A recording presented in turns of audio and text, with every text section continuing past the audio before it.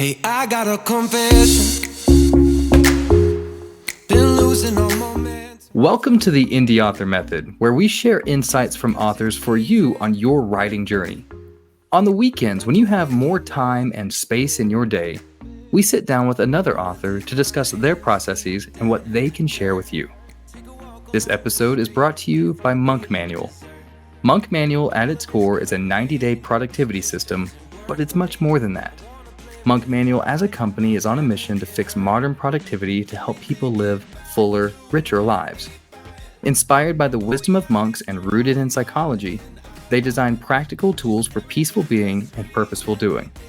They were so gracious to partner with the Indie Author Method, and you can check out their products, including the 90-day planner that I personally use, at their website, www.monkmanual.com.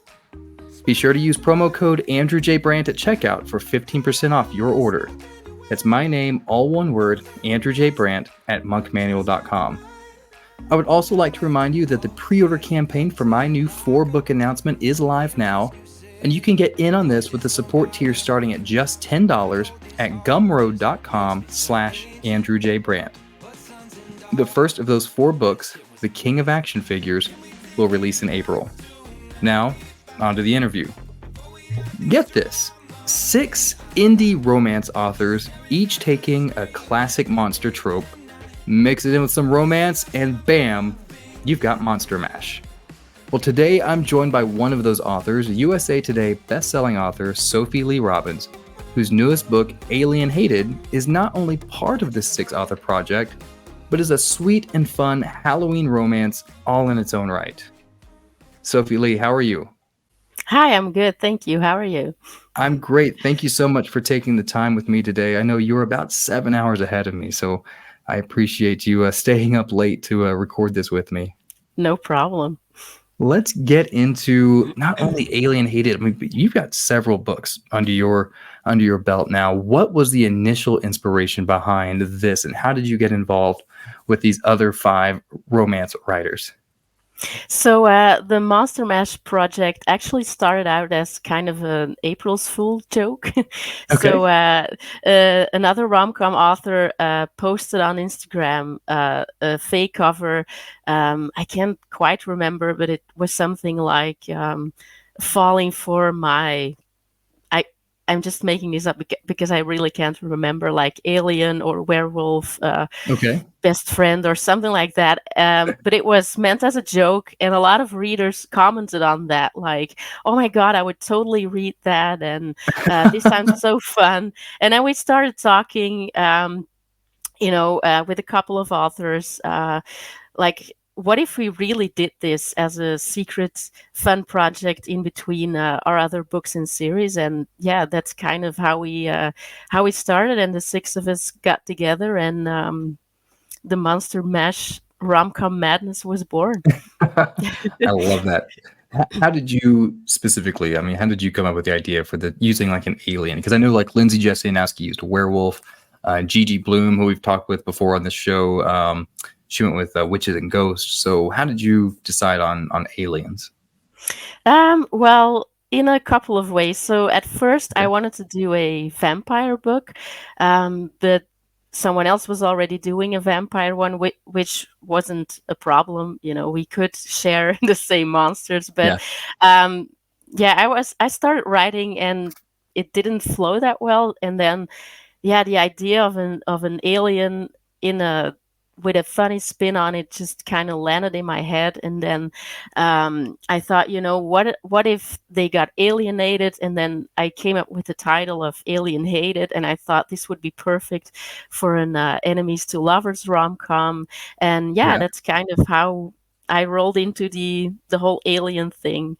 Not that I'm some kind of alien whiz or something. I do love the X-Files, but it just seemed like such a fun idea, and I had a lot of fun writing it too. So, yeah. Good. Well, talking about writing, can you tell us about your writing process? What does it look like for you whenever you sit down to start writing? Are you a pantser, plotter?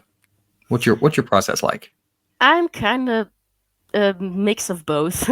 Okay. So, before I start writing, I will have, of course, an idea.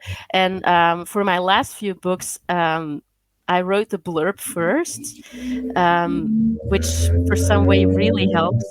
Um, Nailing down, tropes and what are the stakes and what brings them together, what keeps them together, what pushes them apart. It forces you, if you have to condense it in like 200 words, to really think about that. So I start with that right now, Okay. and then I have like a vague idea of the beginning, so the meet cute, and then the middle and the end, but everything in between is, yeah, Kind of a it's mash. open. Yeah. Yeah. So I will have, a few key plot points, beats in place when I start writing, but sometimes the book takes on a life of its own, and then I just follow along wherever Sure. the characters want to go. Yeah. What does that habit look like for you, though? I mean, are you sitting down every single day? I try to write every single day. So my kids are at school during the day, so I write between, let's say, 9ish and 2:30, Okay. and I try to use that time really well to work really focused, um, do some writing, also marketing, but yeah, some days when I really don't feel it, then I know that I just have to step away from the computer and do something Gotcha. else, even if it's just, cleaning the kitchen or whatever, or going for a walk, just to, to get the inspiration flowing again. Yeah. You write romance. I grew up on a steady diet of like Stephen King and Goosebumps books. I read that you read The Babysitter's Club pretty exclusively Yeah. when you were younger. So Yeah, I who are was some of obsessed with that series. yeah? Really, I had almost all the books, whenever it was my birthday or Christmas or whatever, and my family asked, what do you want for Christmas, what do you want for your birthday, I always wanted the new Babysitter's Club book, to a point where they were like, really, is there nothing else you want? But Yeah. yeah, I love that series. So that was a big part of, when I was in elementary school, Sure. um, yeah, reading those books. Did that shape you as a writer today? I don't know. It did give me, like, that series and of course other books, but a love for stories, and also, um, when I used to read books that really, take you into the story and you forget about the world around you. Mhm. When I was reading those books, I thought to myself, that's what I want to do when I grow up, to be able Yeah. to write a story that has such an impact on people. It seemed like such a fun thing to do, and an honor as well, to be able to give that to people, that escape from reality, and yeah, just give them a whole new world to get lost in. Yeah. Your writing style, whenever I read Alienated or your previous series, it's so fun and so light. Are there any other romance authors now that influence you or shape your writing style? Um, I'm not sure. Maybe maybe my readers could Okay. answer that better. I do try to read a lot of other rom-coms, but I often don't have the time to read as much as I would want to. So, but yeah, I really love, also when I watch movies, I like these silly, over the top movies, like Judd Apatow. Yeah, sure. He makes amazing comedies, I think. So I'm not talking like Leslie Nielsen style or something, but just you know stories that don't take themselves too seriously, but also have Yeah. like a lot of heart and emotion. But the world is already bleak enough sometimes that, for me personally, I don't like writing really heavy stuff. Or yeah, I Yeah. want people to, if they read my books, I want them to feel better afterwards and not not worse. So yeah. That's one of the things that, about Alienated, and really a lot of these Monster Mash books, that like Gigi Bloom's book or Lindsay's book is it can be very easily just misconstrued as corny, maybe, or Hmm. like super unrealistic, but you're able to ground it and emotionally. One thing I noticed in your book here is that the love story is grounded really well in emotion, even though like you're dealing with something as extraordinary as, like you said, an alien. Thank you. And I think you do that really well. Thank you. Uh, That's really nice to hear. I know this project. I mean, it was kind of, and this is a quick write for you, right? Because I mean, this was just an Mhm. April Fool's joke, and here we are in October. So, did you have any specific challenges while you were writing this book? I mean, was it the timeline? Were you under the gun? Yeah, I was because I just released a book in September. So Goodness. it was, yeah, that timing was crazy because before my previous book I didn't release one since 2022. Okay. So yeah, I now have two books in 2 months. So yeah, I had to write Alienated in about a little under a month. So that's also why it's a novella, because Yeah. I couldn't do anything longer. And also I had to book my editor, a few months in advance, because Mhm. of course I Yeah. can't email her and say, hey, can you Yeah. edit this for me next week or something. So yeah, it was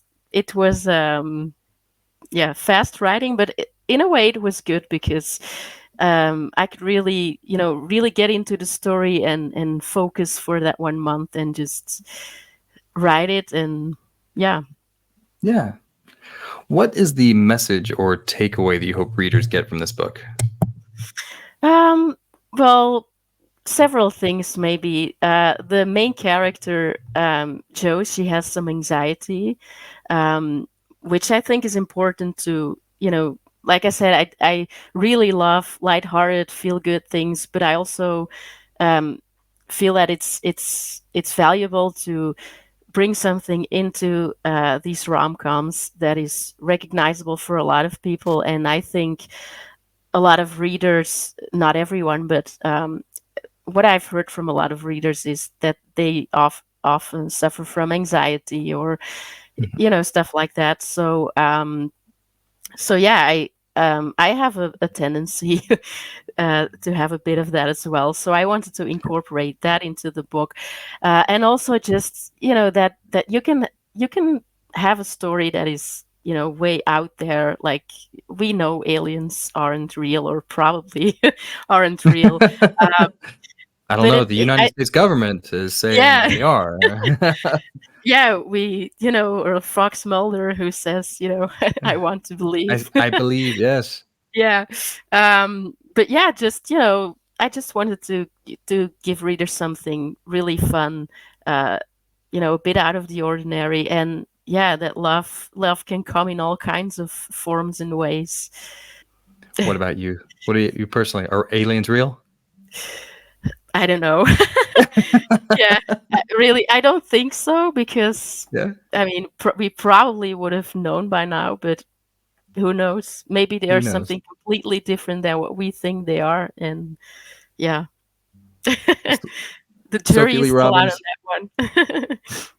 if our listeners, if our viewers want to find you, if they're interested in buying Alienated, where can they find you and your books? My books are available everywhere where ebooks are sold. So Amazon, Barnes and Noble, Kobo Plus, Apple Books, libraries, whatever you wish. Yeah. And yeah, I also have a free novella that people can grab from my website. They have to Hmm. subscribe to my newsletter. It's at www.sophieleighrobbins.com. And yeah, I always love interacting with people. So everyone is free to follow me on Instagram and TikTok, where I hang out. So those are the best places to find me. Very cool. Very cool. Sophie, before I let you go, my final question is always this. And this has probably happened to you already, but you're going to be at a book signing or a conference somewhere, and somebody's going to come up with one of your copy of your books, and they're going to say, "You are my favorite writer, and I want to write books too. Where should I start? What's the biggest piece of advice you would give me?" So, what is your piece of advice you would give that aspiring author? Don't give up. Just keep going, and don't be afraid to write books that maybe will never see the light of day, that maybe only you will ever read. But that's the way to grow and to learn more about writing, about your writing style, finding your voice. But I saw an interview with Seth Rogen a couple of weeks ago, and he said, if you give up, you will never make it. But if you don't give up, you might make it. So Yeah. yeah. Yeah, it was Thomas Edison said something along the same lines. He said the surest way to, gosh, I'm butchering this quote. The surest way to ensure failure is to give up. Yeah, right. Exactly. Or to ensure success is to try just one more time. Mm-hmm. Yeah, you never know when it will happen. And also, just as a side note, a lot of people told me growing up, like, you can become an author because, the whole struggling artist thing, authors don't make money, all that kind of stuff. Yeah. And I'm glad I didn't listen because, well, what do you know? Being an author is a career after all, so it's possible. It's Just fantastic. don't give up and keep going. Sophie-Leigh Robbins, thank you so much for your time today. Really appreciate it and wish You're you the best of welcome. luck. Thank you. And it Thank you sounds for like I having have, no, thank you. And it sounds like I have not only Alienhated to finish, but also a book that came out in September as well. Yeah. Enjoy, I would say. Thank you so much. That's our interview for the day. Thank you for tuning in. And remember to subscribe for more insights and wisdom for your writing journey at the Indie Author Method. Find us online at my website, www.andrewjbrandt.com. I wanna dig my hands deep down in the dirt. Take a walk along the street if I'm feeling dessert. All of this convenience just doesn't work for me. I wanna play with fire, let me get hurt.